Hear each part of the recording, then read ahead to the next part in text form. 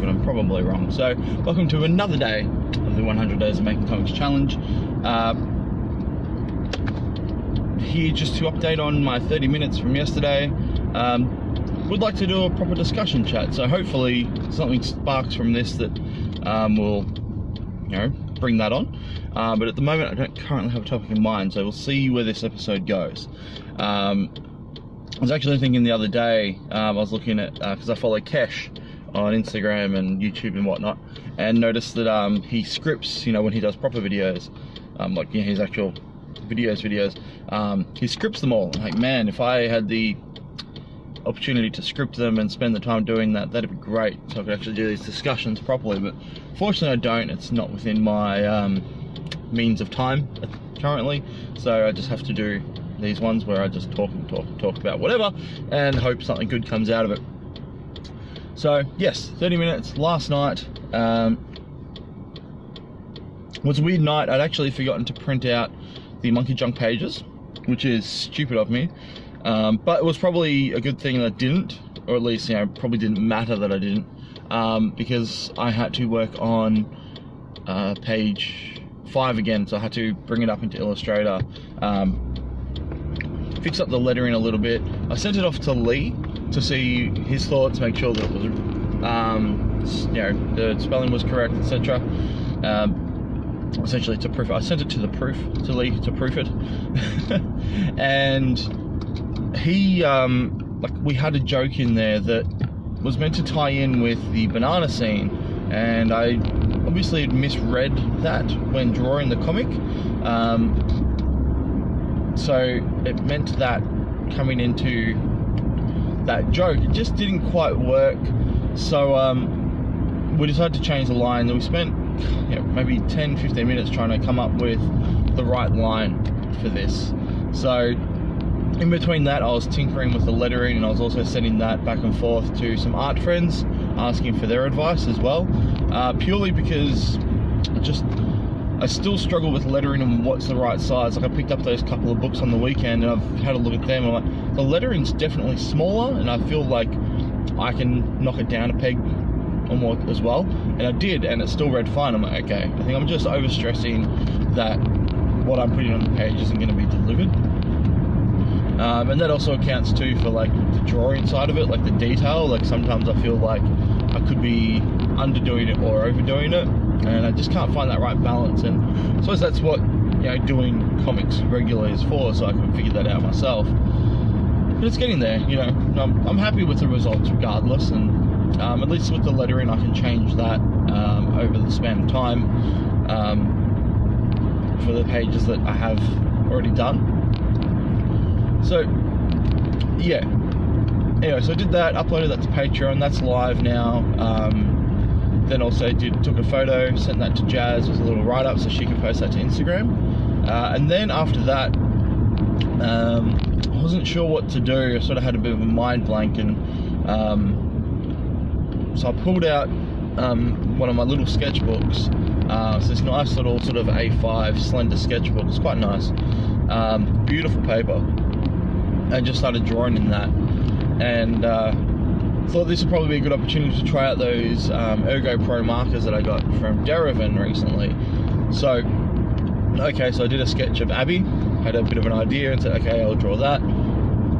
Drew that, coloured it up, took a couple of photos. Jazz now has those photos, so she'll be uploading them later today. And I also sent them to the Derivan guys as well, so they'll possibly be posting that up on their page as well. So that's exciting. I only had a limited colour palette, so the colours aren't exactly accurate to what the comic book characters actually are. But, like, it doesn't matter, they're sort of much of muchness. It's a black and white comic, so no one's really going to know apart from me. But yeah, they came up nice. They were really nice markers to use as well. I definitely wouldn't mind picking up a few more and, you know, testing them out, etc, and seeing how they go. Yeah, so I'm just stuck in a bit of traffic here as usual. Oh, here we go, there's my brake. Go Chris, go.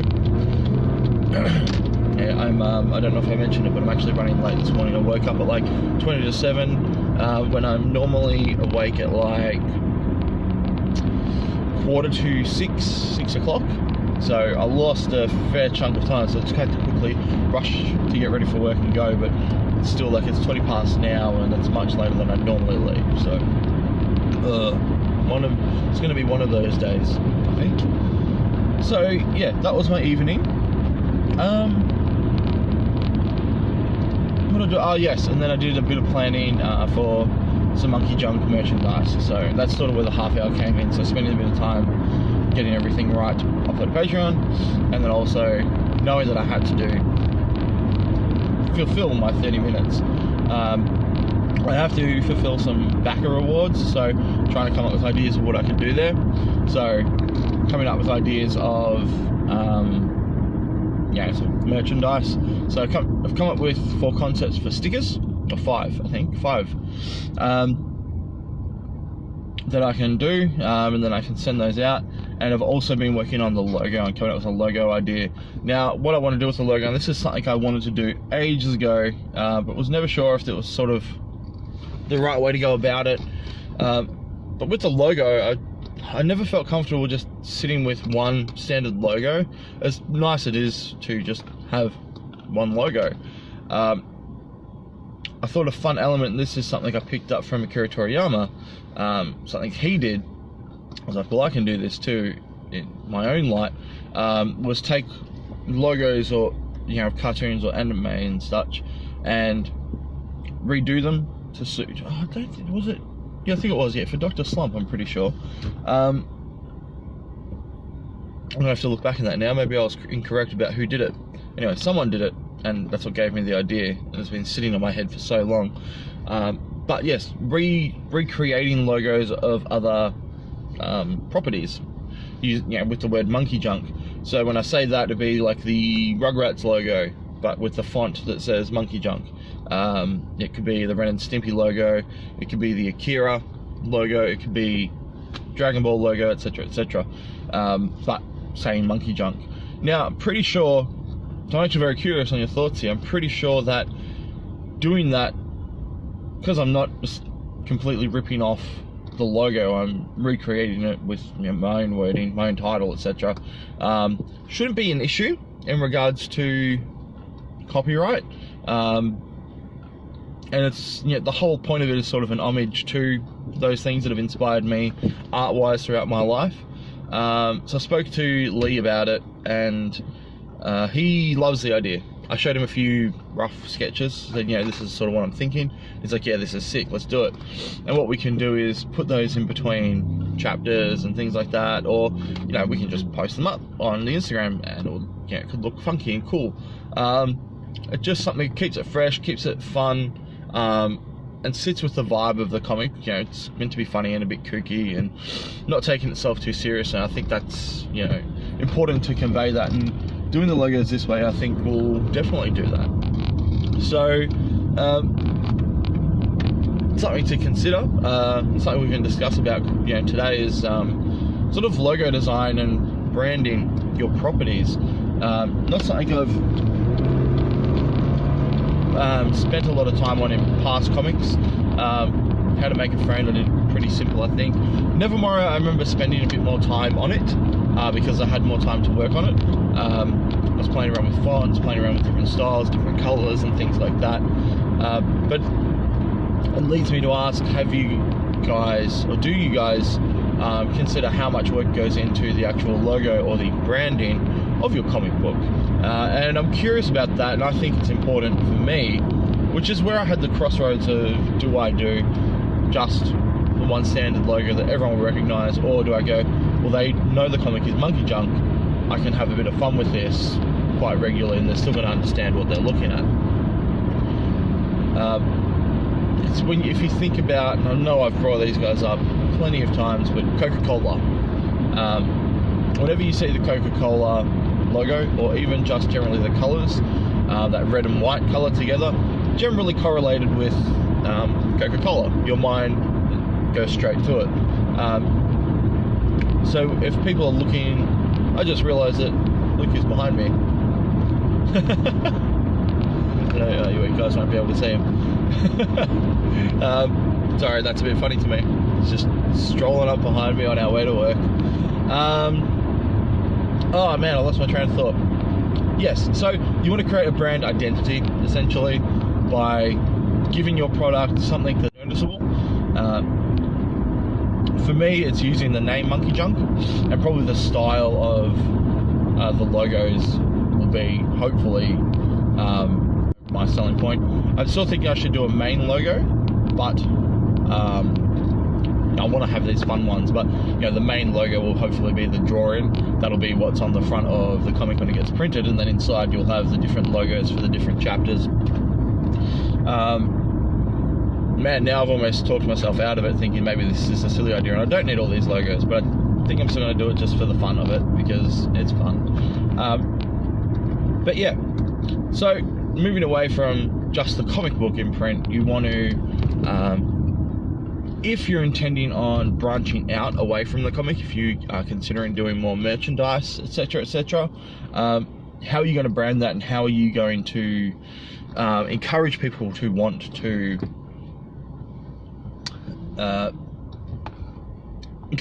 see the product and want to purchase it?